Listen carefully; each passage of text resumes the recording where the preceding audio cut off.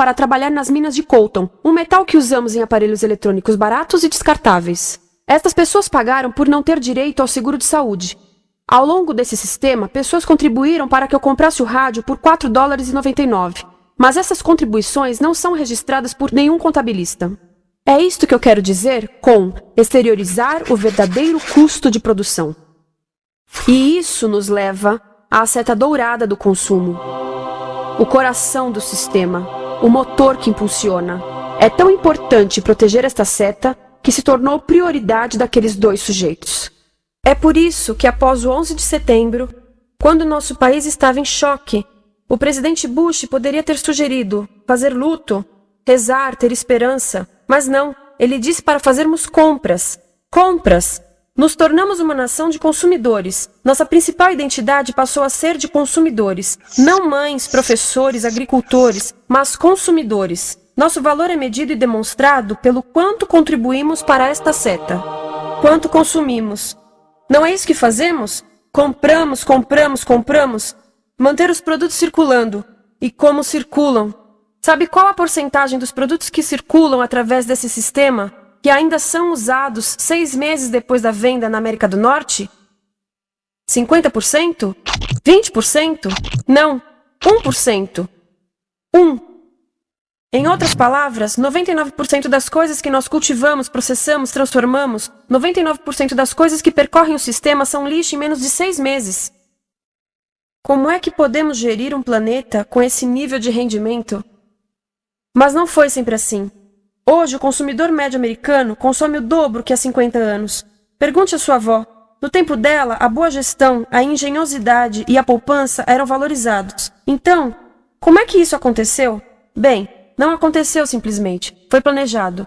Pouco depois da Segunda Guerra Mundial, estes sujeitos estudavam a forma de impulsionar a economia. O analista de vendas Victor Lebow articulou a solução que se tornaria a norma de todo o sistema. Ele disse: a nossa enorme economia produtiva exige que façamos do consumo a nossa forma de vida, que tornemos a compra e uso de bens em rituais, que procuremos a nossa satisfação espiritual, a satisfação do nosso ego no consumo. Precisamos que as coisas sejam consumidas, destruídas, substituídas e descartadas a um ritmo cada vez maior. O conselheiro econômico do presidente Eisenhower disse: o principal objetivo da economia americana é produzir mais bens de consumo. Mais bens de consumo? O nosso principal objetivo? Não é providenciar cuidados médicos, ou educação, ou transportes seguros, ou sustentabilidade, ou justiça? Bens de consumo?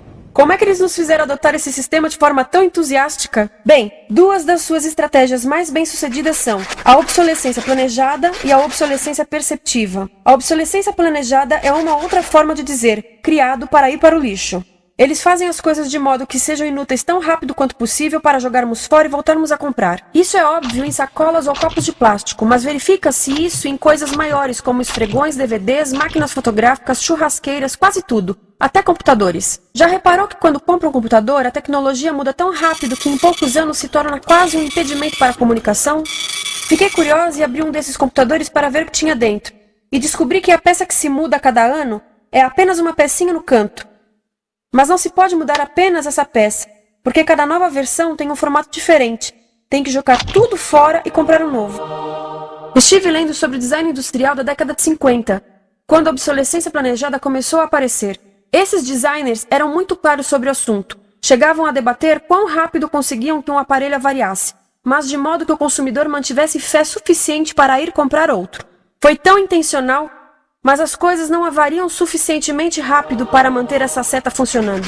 Por isso existe também a obsolescência perceptiva. A obsolescência perceptiva nos convence a jogar fora coisas que ainda são perfeitamente úteis.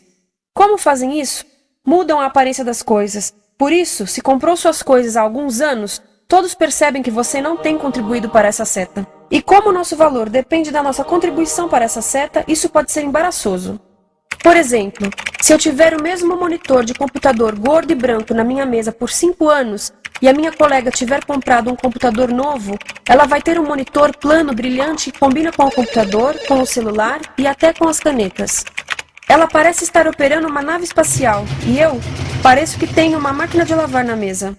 A moda é outro bom exemplo. Já se perguntou por que os saltos dos sapatos das mulheres passam de largos para finos num ano e no próximo de finos para largos? Não é por haver um debate sobre qual deles é mais saudável. É porque usar saltos largos num ano de saltos finos mostra que você não contribuiu recentemente para a seta. Por isso não vale tanto quanto a pessoa com saltos finos ao seu lado, ou em um anúncio.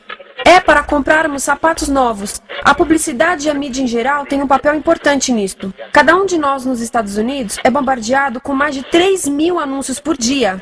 Vemos mais publicidade num ano do que as pessoas há 50 anos viam em toda a vida. Qual é o objetivo de um anúncio, se não nos fazer infelizes com o que temos? Por isso, nos dizem 3.000 vezes por dia que nosso cabelo está errado, nossa pele, nossa roupa, nossos móveis, nossos carros, nós estamos errados. Mas tudo se resolve se formos às compras.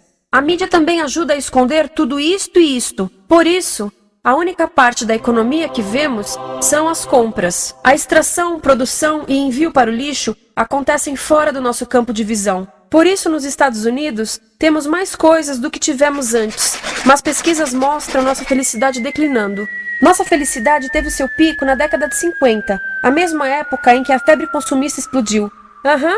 Coincidência interessante. Acho que sei o porquê.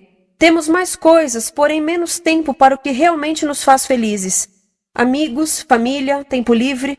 Estamos trabalhando mais do que nunca. Analistas dizem que não temos tão pouco tempo livre desde a sociedade feudal. E sabem quais são as duas atividades que mais fazemos no pouco tempo livre que temos?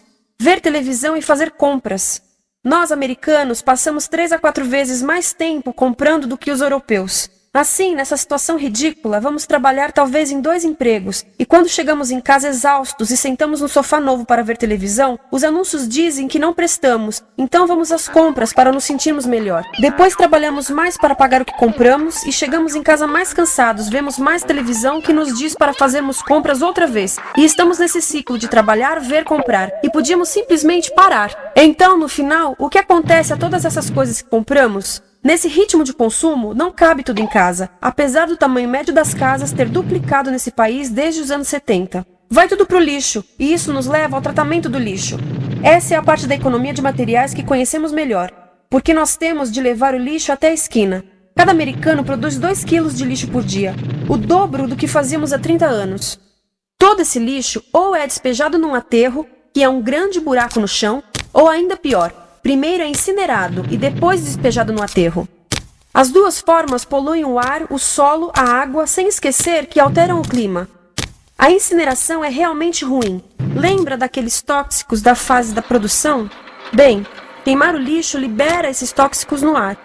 Pior ainda, produz supertóxicos novos, como a dioxina. A dioxina é a substância mais tóxica feita pelo homem, e os incineradores são a principal fonte de dioxina.